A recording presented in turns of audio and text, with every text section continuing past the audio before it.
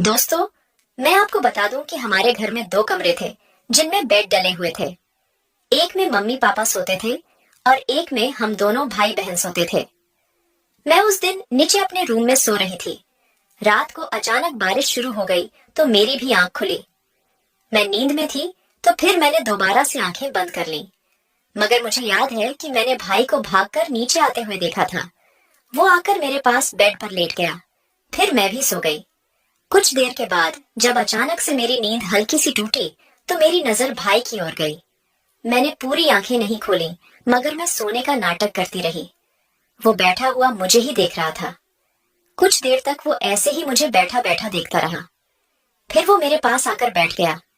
मेरी तो धड़कनें तेज हो गईं, मगर उसने कुछ किया नहीं। फिर वो दोबारा से लेट गया, मगर इस बार वो मेरे काफी पास लेटा था। लेटने के बाद उसने मेरे पेट पर अपना हाथ रख दिया। मैं जाग गई और मैंने उसे भी जगा दिया, मगर वो तो पहले से ही जाग रहा था। मैंने उसको बोला, ये क्या कर रहा है तू भाई? वो बोला, सॉरी दीदी, नींद में था तो लग गया। फिर मैंने कहा, ठीक है, सो जा आराम से। उसके कुछ देर बाद उसने फिर से मेरे पेट पर हाथ रख दिया। मेरी आंख खुली, मगर मैंने सोचा कि नींद में रखा होगा और मैं भी फिर सो गई। 1 घंटे के बाद मुझे कुछ महसूस हुआ। मुझे लगा जैसे कोई नुकीली चीज मेरे पीछे चुभ रही है। मैंने पाया कि भाई के हाथ मेरे संतरे पर थे और वो पीछे से अपना औजार मेरी गोले पर चुभा रहा था। मैं कुछ नहीं बोली और चुपचाप उसकी हरकतें देखने लगी। धीरे धीरे वो मेरे पूरे बदन पर हाथ से सहलाने लगा। मेरे पेट से होते हुए मेरी गुफा तक आ गया। ऊपर से उसने मेरी गुफा पर हाथ फिरा दिया। एकदम से मेरे बदन में सरसरी दौड़ी, जिसको मैंने बहुत ही मुश्किल से कंट्रोल किया। वो मेरे संतरे दबाने लगा और मैं कुछ नहीं बोल रही थी। भाई के सहलाने से मेरी गुफा गीली होने लगी।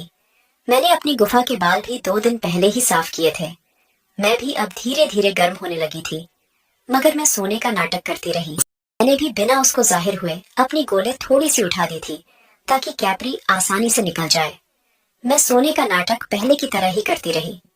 मेरी कैपरी को नीचे करने के बाद उसने मेरी पैंटी भी नीचे कर डाली और मेरी गुफा को पीने लगा। उसकी गर्म जीभ मुझे मेरी गुफा पर महसूस हो रही थी। मैं खुद को अब कंट्रोल कर नहीं पा रही थी। फिर उसने मेरी गुफा के अंदर ही जीभ दे दी और मेरी आह निकल गई। हेलो दोस्तों, कैसे हो? भाई की ठुकाई कहानी में पढ़े कि एक रात में भाई के साथ सोई थी। उसने मेरी संतरे पर हाथ रख दिया। मैं गर्म हो गई। फिर उसने मेरी गुफा छुई तो मैंने क्या किया? दोस्तों, मेरी नाम रिया है। मेरी आयु 24 साल है। मैं एक छोटे से गांव से हूँ। इस कहानी को सुनकर मजा लें। यह भाई की ठुकाई कहानी 1 साल पहले की है, जब मैं 21 साल की थी। मेरी शादी नहीं हुई थी, मैं कुंवारी थी। अब तो मेरी शादी हो चुकी है और 2 साल बीत चुके हैं। हम लोग परिवार में कुल 4 सदस्य थे। मेरा भाई, मैं और मम्मी पापा। हम मिडिल क्लास के लोग हैं। पापा हमेशा बाहर जाते थे पैसे कमाने के लिए। वह दिल्ली में रहते हैं और सिलाई का काम करते हैं। मैं और मेरा भाई, जो कि मेरे से 2 साल छोटा है, हम लोग पढ़ने जाते थे। उस समय मैं कॉलेज के 2nd ईयर में थी और मेरा भाई 12वीं में था। मैंने भी कभी ठुकाई नहीं करवाई थी और भाई भी ठुकाई से अनजान था। वो काफी शर्मीले मिजाज का हुआ करता था और मेरी हर बात मानता था। मुझे पता था कि उसकी कोई गर्लफ्रेंड नहीं थी। मुझसे उसकी कोई बात छिपी नहीं थी। जब मैं कॉलेज जाती थी तो एक लड़का मुझे ध्यान से देखा करता था। मैं भी धीरे धीरे उसको पसंद करने लगी। फिर वो बहाने से मेरे साथ बात करने लगा और हम दोनों की फ्रेंडशिप हो गई। क्योंकि भाई मेरे कॉलेज के सामने से ही गुजरता था, तो वो भी उस लड़के की निगाहें पड़ चुका था। यह बात भाई को बिल्कुल अच्छी नहीं लगती थी। मुझे वो लड़का अच्छा लगने लगा था। हम लोग चोरी छुपे मिलते थे। भाई को ये बात एक दिन पता लग गई कि हम लोग आपस में मिलते हैं। उसने मुझे धमकी दी कि वो घर में इस बात के बारे में बोल देगा। बड़ी मुश्किल से मैंने उसको मनाया। फिर वो मान गया। फिर कुछ दिन के बाद गर्मी का मौसम शुरू हो गया। फिर जुलाई का महीना आ गया। गर्मी काफी पड़ रही थी। हम लोग अब छत पर सोते थे। एक रात को बारिश का मौसम हो रहा था। मैंने भाई को छत पर सोने के लिए मना किया, मगर वो नहीं माना। वो कहने लगा कि बारिश आएगी तब नीचे आ जाएगा। फिर वो ऊपर सोने चला गया। दोस्तों, मैं आपको बता दूं कि हमारे घर में 2 कमरे थे जिनमें बेड डले हुए थे। एक में मम्मी पापा सोते थे और एक में हम दोनों भाई बहन सोते थे। मैं उस दिन अपने रूम में सो रही थी नीचे। रात को अचानक बारिश शुरू हो गई तो मेरी भी आंख खुली। मैं नींद में थी तो फिर मैंने दोबारा से आंखें बंद कर ली, मगर मुझे याद है कि मैंने भाई को भागकर नीचे आते हुए देखा था। वो आकर मेरे पास बेड पर लेट गया। फिर मैं भी सो गई। कुछ देर के बाद जब अचानक से मेरी नींद हल्की सी टूटी तो मेरी नजर भाई की ओर गई। मैंने पूरी आंखें नहीं खोली, मगर मैं सोने का नाटक करती रही। वो बैठा हुआ मुझे ही देख रहा था। कुछ देर तक वो ऐसे ही मुझे बैठा बैठा देखता रहा। फिर वो मेरे पास आकर बैठ गया। मेरी तो धड़कनें तेज हो गई, मगर उसने कुछ किया नहीं। फिर वो दोबारा से लेट गया, मगर इस बार वो मेरे काफी पास लेटा था। लेटने के बाद उसने मेरे पेट पर अपना हाथ रख दिया। मैं जाग गई और मैंने उसे भी जगा दिया, मगर वो तो पहले से ही जाग रहा था। मैंने उसको बोला, ये क्या कर रहा है तू भाई? वो बोला, सॉरी दीदी, नींद में था तो लग गया। फिर मैंने कहा, ठीक है, सो जा आराम से। उसके कुछ देर बाद उसने फिर से मेरे पेट पर हाथ रख दिया। मेरी आंख खुली, मगर मैंने सोचा कि नींद में रखा होगा और मैं भी फिर सो गई। 1 घंटे के बाद मुझे कुछ महसूस हुआ। मुझे लगा जैसे कोई नुकीली चीज मेरे पीछे चुभ रही है। मैंने पाया कि भाई के हाथ मेरे संतरे पर थे और वो पीछे से अपना औजार मेरे गोले पर चुभा रहा था। मैं कुछ नहीं बोली और चुपचाप उसकी हरकतें देखने लगी। धीरे धीरे वो मेरे पूरे बदन पर हाथ से सहलाने लगा। मेरे पेट से होते हुए मेरी गुफा तक आ गया। ऊपर से उसने मेरी गुफा पर हाथ फिरा दिया। एकदम से मेरे बदन में सरसरी दौड़ी, जिसको मैंने बहुत ही मुश्किल से कंट्रोल किया। वो मेरे संतरे दबाने लगा और मैं कुछ नहीं बोल रही थी। भाई के सहलाने से मेरी गुफा गीली होने लगी। मैंने अपनी गुफा के बाल भी 2 दिन पहले ही साफ किए थे। मैं भी अब धीरे धीरे गर्म होने लगी थी, मगर मैं सोने का नाटक करती रही। मैं उसके हाथों का मजा ले रही थी। उसने धीरे से फिर मेरी कैपरी नीचे कर दी। मैंने भी बिना उसको जाहिर हुए अपनी गोले थोड़ी सी उठा दी थी, ताकि कैपरी आसानी से निकल जाए। मैं सोने का नाटक पहले की तरह ही करती रही। मेरी कैपरी को नीचे करने के बाद उसने मेरी पैंटी भी नीचे कर डाली और मेरी गुफा को पीने लगा। उसकी गर्म जीभ मुझे मेरी गुफा पर महसूस हो रही थी। मैं खुद को अब कंट्रोल कर नहीं पा रही थी। फिर उसने मेरी गुफा के अंदर ही जीभ दे दी और मेरी आह निकल गई। मैं उठ गई और चौंक कर बोली, ये क्या कर रहे थे तुम? वो बोला, सॉरी दीदी, आप बहुत हॉट हो, मुझसे रहा नहीं गया। मैं नाटक करते हुए बोली, मैं ये सब मम्मी को बता दूंगी। वो डर गया और अपनी साइड जाकर लेट गया। उसका औजार उसकी कैपरी में अभी भी खड़ा था, जो फिर धीरे धीरे सो गया। वो लेट तो गया, लेकिन वो डर गया था। वो बोला, दीदी, मम्मी को मत बताना। मैं बोली, नहीं बताऊंगी, मगर जैसा मैं कहती हूँ फिर वैसा ही कर।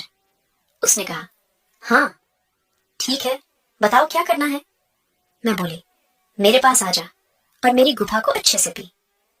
ये सुनकर वो खुश हो गया और मेरे पास आकर उसने फिर से मुझे नीचे गिरा लिया। उसके बाद वो जोर जोर से मेरी गुफा में जीभ से पीने लगा।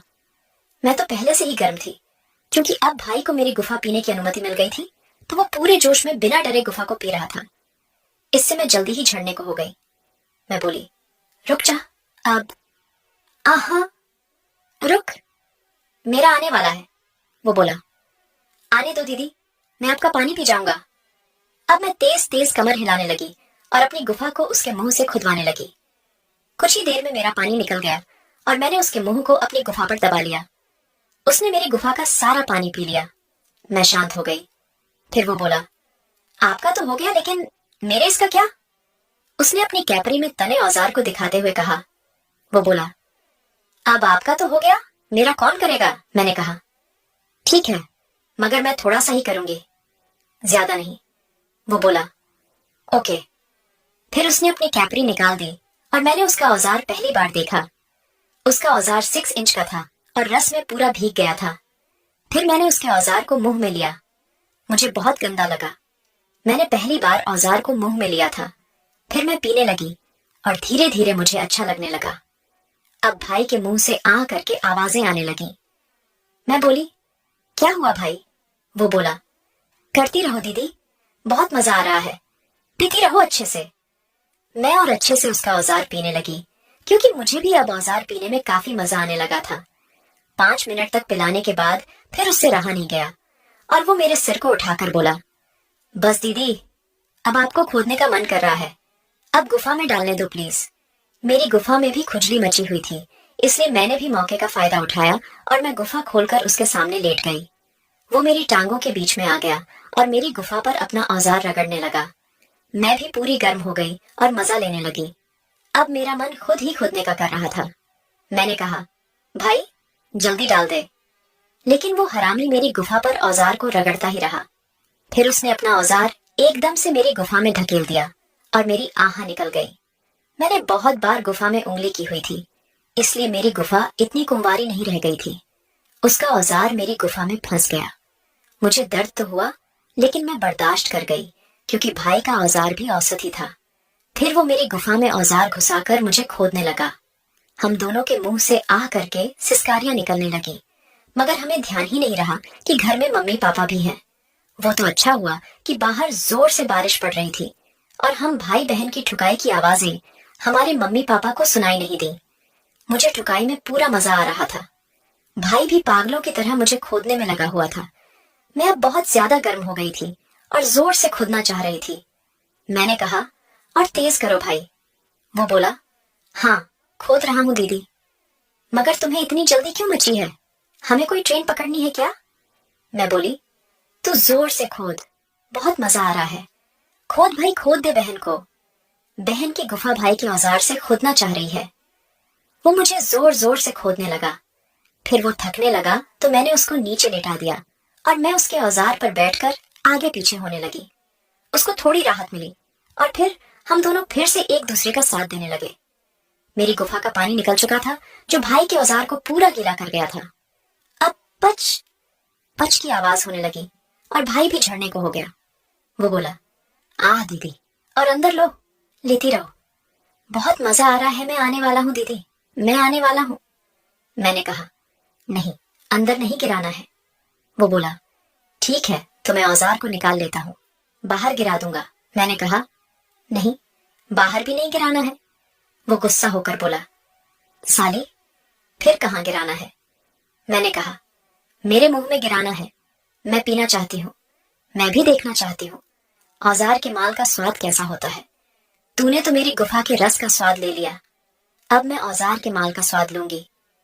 जब उसका निकलने को हुआ तो उसने मेरी गुफा से औजार को निकाल लिया और उठकर मेरे मुंह में औजार दे दिया। वो मेरे मुंह में औजार से खोदने लगा। मैं भी औजार को पीकर उसका रस छक रही थी, लेकिन पानी आना बाकी था। फिर वो जोर जोर से चिल्लाते हुए आहें भरने लगा और उसके पानी की गर्म पिचकारी मेरे मुंह में आने लगी।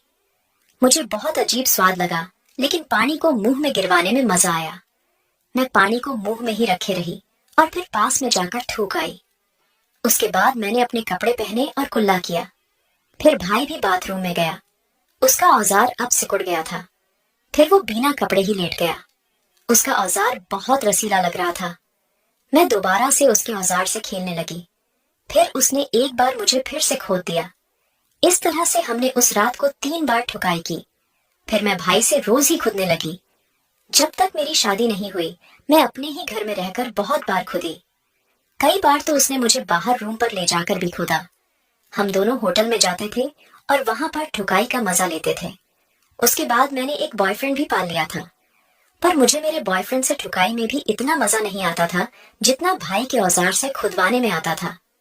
उसके बाद फिर शादी हो गई, लेकिन जब भी घर आती मैं भाई का औजार जरूर लेती थी। अब भी हम दोनों का ये प्यार जारी है। मुझे भाई के औजार से खुदने में अलग ही मजा आता है। यदि आपको भी कभी ऐसा मौका मिला हो कि किसी भाई या बहन संग ठुकाई का मजा लिया हो, तो अपना अनुभव भी आप मुझसे शेयर करना।